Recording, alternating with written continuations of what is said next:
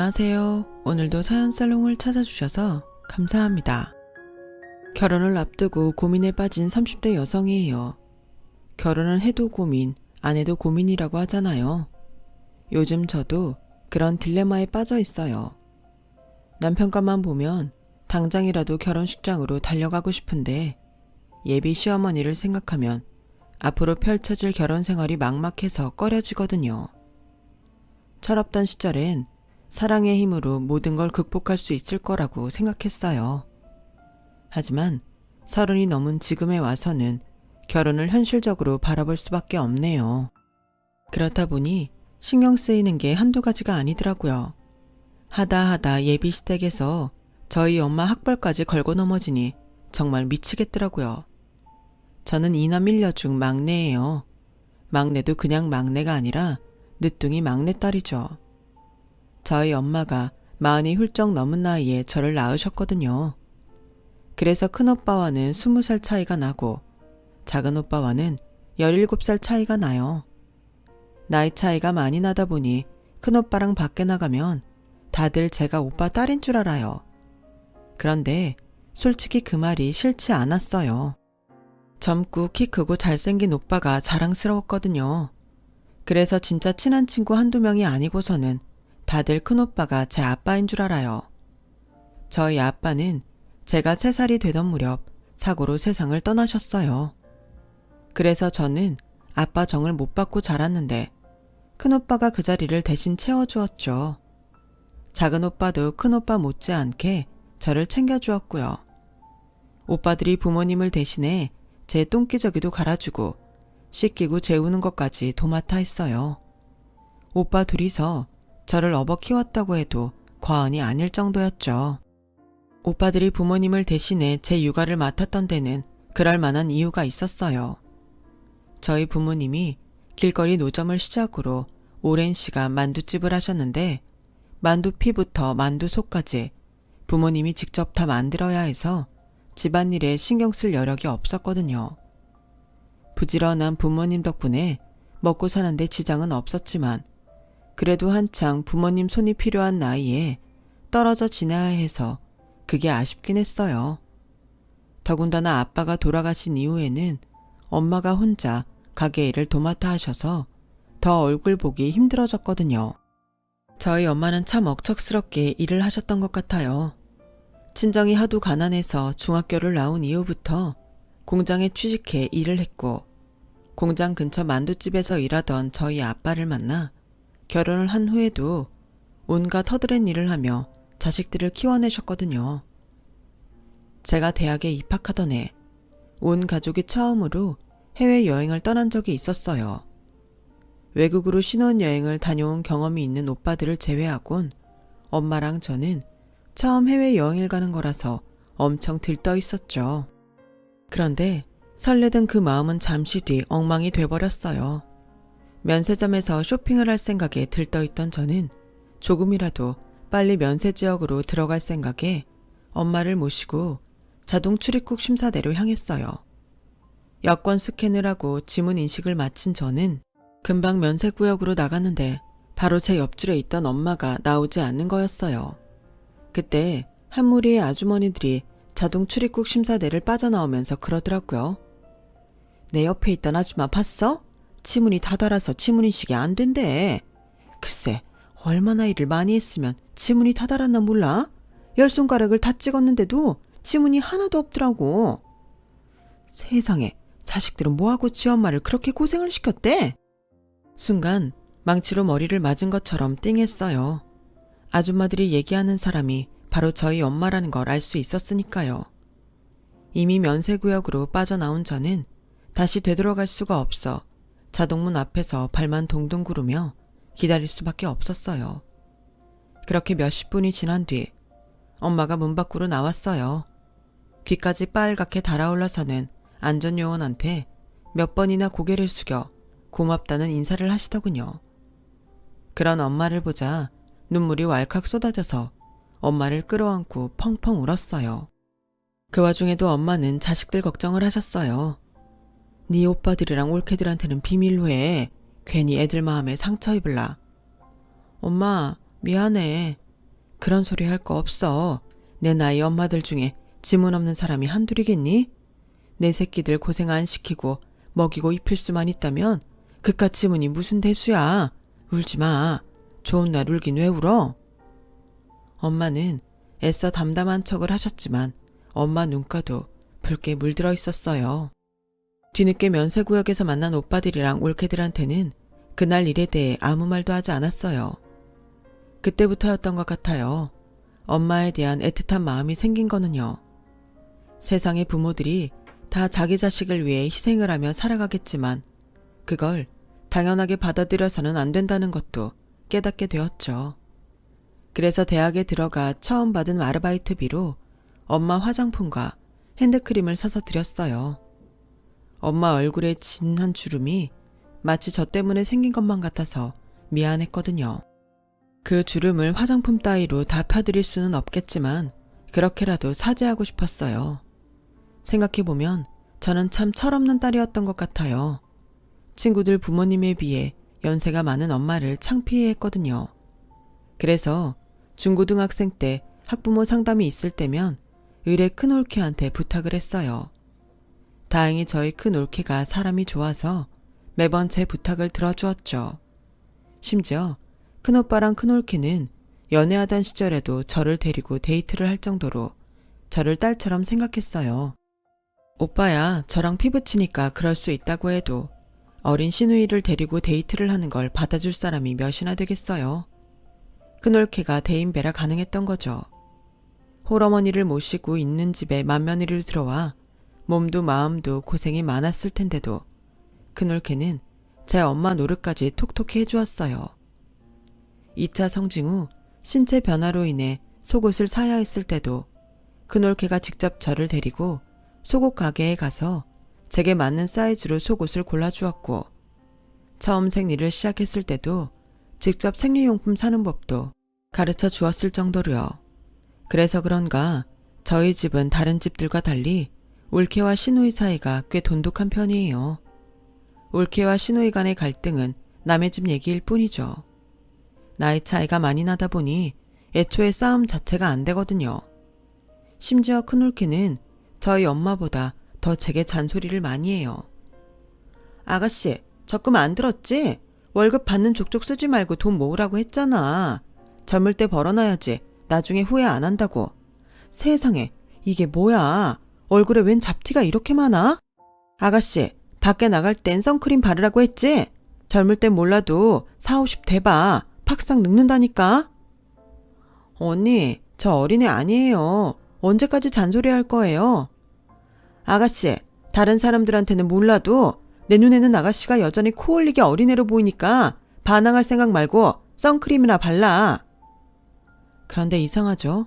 30이 넘은 시누이를 딸처럼 생각하는 큰올케가 싫지 않으니 말이에요. 큰올케의 잔소리에 저에 대한 애정이 묻어있어서 그런가 봐요. 사실 제가 결혼을 서두르게 된 것도 큰올케의 한마디 때문이었어요. 아가씨, 어머님 연세도 있으신데 슬슬 결혼 생각해야 되지 않을까? 혼자 남을 막내딸 생각에 어머님이 고민이 많으시거든. 내가 결혼정보회사에 등록해 줄 테니까 선 좀 보자. 응? 됐어요. 난 그렇게 만난 사람이랑 결혼하기 싫다고요. 전 연애 결혼할 거예요. 혹시 만나는 사람 있어? 말해봐. 그런 거면 내가 밀어줄게. 사실 그때 얘랑이랑 1년 남짓 사귀던 중이었어요.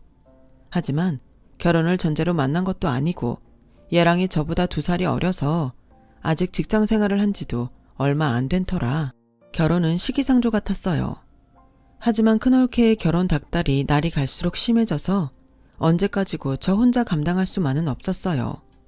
그래서 얘랑한테 결혼 얘기를 꺼냈더니 기다렸다는 듯이 그러더라고요. 잘 됐네. 안 그래도 우리 집에서 결혼 서두르는 분위기거든. 일찍 결혼해야 자리 잡기도 쉽다고 엄마가 어찌나 성화신지 몰라. 쇳불도 당김에 빼랬다고 당장 이번 주말에 우리 집에 갈래? 우리 부모님도 자기 보면 좋아하실 거야. 혹시나 하는 마음에서 했던 말이었는데 생각지도 못하게 급물살을 타고 결혼 준비를 하게 되자 어안이 벙벙했어요. 일이 너무 쉽게 진행돼서 오히려 겁이 났거든요. 그 주 주말 얘랑을 따라 예비시댁에 방문했더니 얘랑 말대로 다들 저를 반겨주시더라고요. 예비시댁은 서울 외곽에 위치한 타운하우스였는데 전망도 좋고 2층 집 전체를 사용하는 거라서 집이 엄청 컸어요. 가구며 인테리어 제품들이 꽤 고가인 걸로 봐서는 재력이 있는 집 같았어요. 아니나 다를까 아버님이 대기업 간부시더라고요. 예비 시부모님은 서울대 동문으로 얘랑의 형제들 역시 다들 서울대 출신이었어요. 며느리들도 마찬가지였고요. 3남 중 막내인 얘랑만 일반 대학 출신이라 집안에선 돌연변이로 취급받고 있었죠. 우리 집에선 우리 막내가 골칫덩이였어요. 애가 머리는 좋은데 지 형들만큼 노력을 안 해서 대학도 고작 그런 데를 갔으니 말이에요. 남 부끄러워서 동기들 앞에서 우리 막내 대학 얘기를 꺼내지도 못했다니까. 지원 씨는 이대 나왔다고 그랬죠? 아, 부모님은 어느 대 출신인가요? 식사를 마치고 차를 마시는데 예비 시어머니께서 대뜸 저희 부모님 학벌을 물으셨어요. 생각지도 못한 질문에 머뭇거리고 있었더니 얘랑이 대신 대답을 해주었죠.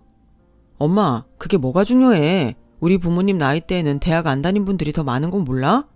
내가 장모님이랑 결혼할 것도 아닌데 왜 장모님 학벌을 물어? 자기야, 대답할 거 없어.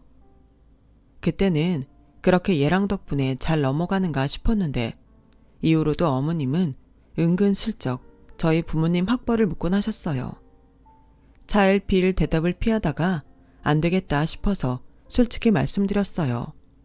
학벌을 속일까도 생각했지만 나중에 거짓말이 들통나면 더 피곤해질 것 같아서요. 아버지는 지방에서 고등학교를 다니셨고 어머님은 고등학교 입학을 앞두고 학업을 그만두고 직장에 다니셨어요. 그랬더니 어머님 얼굴색이 확 변하더라고요. 그제야 괜한 말을 했다 싶었죠. 하지만 걱정과 달리 어머님의 태도는 그리 달라지지 않았어요. 다행이라면 다행이었죠. 제가 예비시댁에 인사를 드리고 온 지 얼마 안 돼 얘랑도 저희 집에 인사를 드리러 왔어요. 엄마를 대신해 만두집을 운영하고 있는 큰오빠 내외는 가게 문도 일찍 접고 와주었고 회사에 다니는 작은 오빠는 퇴근길에 집에 들렀더라고요. 집에서 살림을 하는 둘째 올케는 일찌감치 저희 집에 건너와 음식 준비를 했고요. 저랑 나이 차이가 얼마 안 나는 조카들도 고모부 얼굴을 보겠다고 다들 달려온 통에 좁은 집이 아주 인산인해를 이루었죠. 북적북적한 집에서 동물원 원숭이처럼 온 집안 식구들의 시선을 받게 된 얘랑은 약간 주눅이 든 것 같더니 금세 적응을 해서는 저희 오빠들이랑 편하게 술자리까지 하게 되었어요. 큰오빠는 얘랑이 넉살도 좋고 성격이 유해서 마음에 든다며 좋아하더군요. 사실 제가 얘랑을 좋아하게 된 이유도 바로 이 성격 때문이었어요. 어느 자리에 끼어도 사람들과 금세 친해지고 분위기를 띄우는 재주가 있거든요. 물론 사소한 실수가 잦은 게 흠이긴 했지만 워낙 귀염성이 있는 사람이라 그 정도는 문제가 되지 않았어요. 엄마도 성격 좋은 사윗감이 마음에 드셨는지 연신 얘랑의 손을 쓰다듬어 주시며 흡족해 하시더라고요. 자기 집에서는 늘 혼자 처지는 학벌 때문에 기죽어 있던 얘랑은 저희 집에서는 다들 자기를 좋아해 주니까 그렇게 좋았나 봐요. 처음 인사를 들은 이후에 툭 하면 저희 집에 찾아와 오빠들이랑 술도 마시고 저희 엄마가 해주시는 밥도 먹고 가곤 했거든요. 제 조카들이랑도 많이 친해져서 우리가 데이트할 때 불러서 같이 놀기도 했고요. 불과 몇 개월 사이에 저희 가족 속에 녹아든 얘랑은 결혼도 하기 전에 사위 노릇을 하게 되었어요. 저희 아빠 제사에도 참석하고 명절에도 저희 집에서 차례를 지낼 정도였으니까요. 자기야, 처음엔 자기가 좋아서 당신 식구들한테 점수 따르고 노력했는데 지금은 잃어버린 가족을 찾은 기분이 들어서 너무 좋아. 자기도 알잖아. 우리 집에서 난 찬밥 신세인 거. 근데 자기 집에 가면 마음이 따뜻해져서 여기가 진짜 내 집이 아닌가 싶다니까. 내가 처복이 있나 봐. 자기를 만나서 이렇게 사랑도 듬뿍 받고 말이야. 가족들 사랑에 굶주려 있던 얘랑은 저희 가족을 통해 그동안 못 받은 정을 받는 것 같았어요. 그런 얘랑이 안쓰럽기도 하면서 한편으로는 다행이다 싶었어요. 그러는 사이 상견례 날이 다가왔고 서울 모처에 있는 한정식집에서 양가 부모님과 형제 내외가 모이게 되었어요. 한눈에 봐도 예비 시댁 식구들은 인텔리한 느낌이 강했고 저희 집 식구들은 평범한 가정 사람들 같았어요. 그 미묘한 차이는 대화를 나누는 중에도 불쑥불쑥 드러났고 그래서 왠지 신경에 거슬렸어요. 예랑을 제외한 예비 시댁 식구들이 은근히 저희 가족들을 내려다보는 느낌이 들었거든요. 그렇다고 대놓고 무시를 하거나 거만하게 굴지도 않았는데 말이죠. 상견례를 마치고 집으로 돌아오는 차 안에서 큰올케가 그러더라고요. 아, 기껏 비싼 음식 먹고 체한 것 같네. 어머님은 괜찮으세요? 속 안 불편하시냐고요? 전요, 소화제 하나를 먹어야 될 것 같아요. 어떻게 그런 집에서 서방님 같은 아들이 나왔을까요? 신기하네. 암튼 우리 아가씨 결혼하면 소갈이 좀 하겠네. 어디 불편해서 시댁에서 밥이나 편히 먹겠어? 큰올케 말에 아무도 동조는 안 했지만 속으로 다들 같은 생각이었던 것 같아요. 결혼 당사자인 저도 그랬으니까요. 이때까지만 해도 그저 시댁 쪽이 불편하다는 생각 정도였는데 얼마 지나지 않아 대놓고 싫어지게 되는 사건이 벌어졌어요. 제가 회사에 출근한 사이 예비 시어머니가 저희 집에 찾아왔지 뭐예요. 집에는 저희 엄마랑 위층에 사는 큰올케가 내려와 있었는데 마침 그때 어머님이 찾아온 거였죠. 상견례 때는 보는 눈들이 많아서 말을 아꼈지만 언제까지고 모른 척할 수는 없겠네요. 솔직히 나 이혼사 탐탁치 않습니다. 내 아들이 변변치 않아서 어지간하면 이대가 사돈을 맺을까도 했었는데 사는 형편을 보니 도저히 안 되겠네요. 대학가 근처에서 아들내외 데리고 만두집 한다고요? 그깟 만두 팔아서 얼마나 번다고? 그 말에 차를 내오던 큰올케가 발끈했어요. 어머, 사돈어른, 말을 너무 막 하시네요. 만두 가게가 뭐 어때서요? 이 내 큰 며느린가? 어른들 말씀하시는데 건방지게 끼어들지 말아요. 못 배운 티 나니까. 그 말에 큰올케가 한마디 하려고 했지만 저희 엄마가 나서서 말리셨대요. 그러자 어머님이 다시 얘기를 이어가셨죠. 고등학교도 못 나와서 그런가? 안사돈 하는 일도 그렇고 집안 식구들도 그렇고 참 격이 떨어지네요. 수준 차이 나게 말입니다. 이런 말하기 뭐하지만 우리 집 식구 중에 서울대 안 나온 건 막내 아들 하나뿐입니다. 학벌 가지고 왈가왈부하려는 건 아니지만 그래도 이런 집이랑 사돈을 맺는 건 자존심이 허락을 안 해서요. 남들 공부할 때 공장 다니며 돈벌이를 했으면 사는 건 어지간해야 하는 거 아닙니까? 세상에, 인생을 얼마나 멍청하게 살았으면 그 나이 먹도록 이렇게 좁아 터진 집에서 온 가족이 빠글거리고 삽니까? 아무래도 어머님은 저희가 오빠네랑 같이 사는 줄 알았나 봐요. 이래서야 혼수는 제대로 해오겠습니까? 아시다시피 우리 바깥 양반이 사회적 위치가 있는 사람이라 남들 이목을 생각 안 할 수 없거든요. 우리 첫째, 둘째 며느리가 시집 올 때 해온 만큼은 바라지도 않지만 그래도 구색은 맞춰와야 할 텐데 사는 꼴이 이래서야 원. 어머, 사돈어른, 무슨 말씀을 그렇게 하세요? 저희 사는 꼴이 어때서요? 배운 분은 그렇게 함부로 막말을 해도 되는 겁니까? 어머님도 참지 마시고 한 말씀 하세요. 언제까지 당하고만 있으실 거예요? 큰올케가 나서서 저희 엄마 등을 떠밀었지만 엄마는 아무 말씀도 하지 않으셨대요. 그러자 어머님은 기세 등등해선 마음껏 떠들어댔죠. 꼭 없이 사는 사람들이 사소한 말에 발끈한다니까?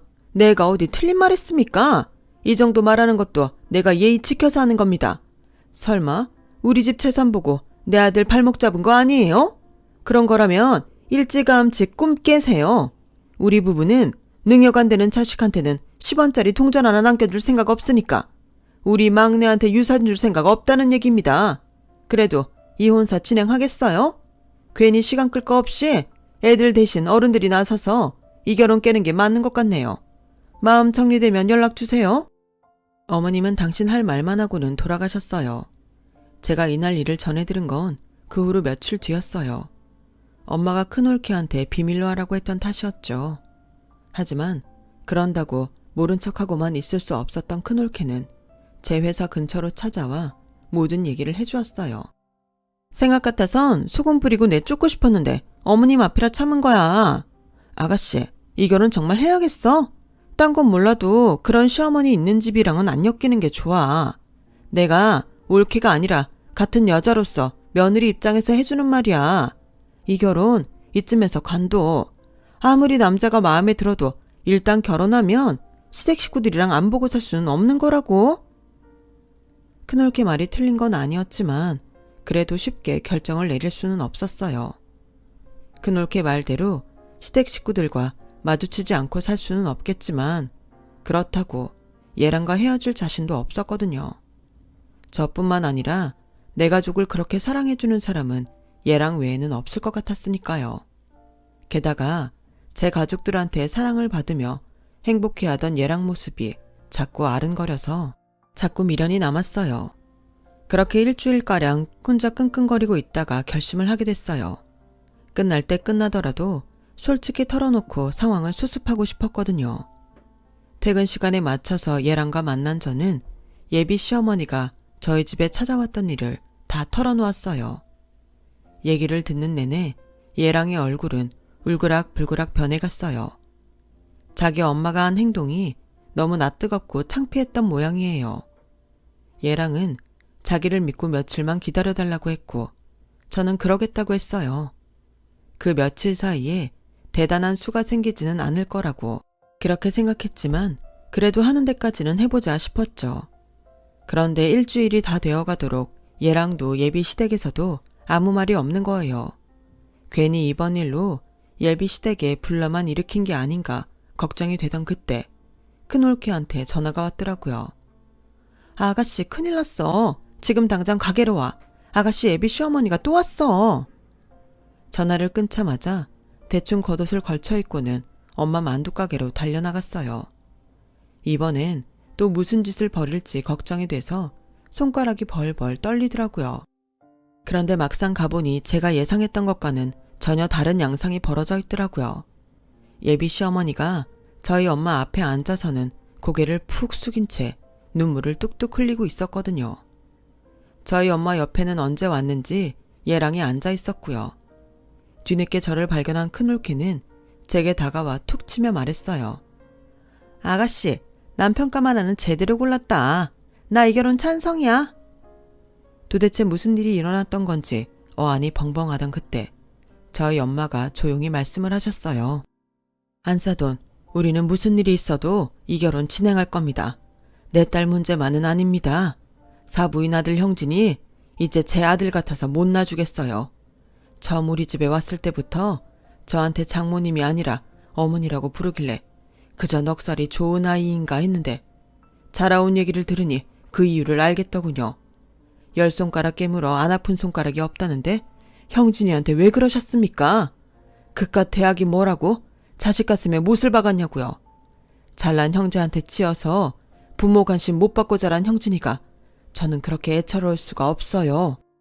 그래서 내가 품자 생각했습니다. 사위도 자식인데 못할 게 뭐 있겠습니까? 그러니 사부인은 이제 잘난 아들만 품고 사세요. 형진이는 나랑 우리 가족이 품고 살 테니까. 그리고 그쪽 집 재산에 침 흘릴 만큼 우리가 없이 살지는 않습니다. 지금 이 건물도 그렇고 우리가 사는 빌라도 그렇고 다 내가 벌어서 산 겁니다. 요즘 애들 말로 주님 아래 건물주라던데 내가 바로 그 건물주거든요. 모르긴 해도 사돈댁 재산보다는 내가 가진 돈이 더 많을 겁니다. 그러니까 내 앞에서 있는 척 그만하세요. 형진아, 네가 원한다면 당장이고 우리 집에 들어와 살아도 된다. 엄마가 아침 저녁으로 너 좋아하는 반찬 만들어줄 테니까 집밥 두둑이 먹고 회사 다녀. 엄마는 내 새끼가 굶고 다니는 건 절대로 못 보니까. 얘랑은 자기 엄마를 앞에 두고 저희 엄마 품에 안겨 펑펑 울었어요. 그리고 며칠 뒤 얘랑은 캐리어에 짐을 싸들고 저희 집으로 들어왔어요. 나중에 큰올케를 통해 들은 얘기로는 그날 얘랑이 자기를 자식 취급도 안 하는 부모 밑에서 자식 노릇하고 살 생각 없다면서 부모 가족과 연 끊고 살 테니 자기 결혼에 상관하지 말라고 했다더군요.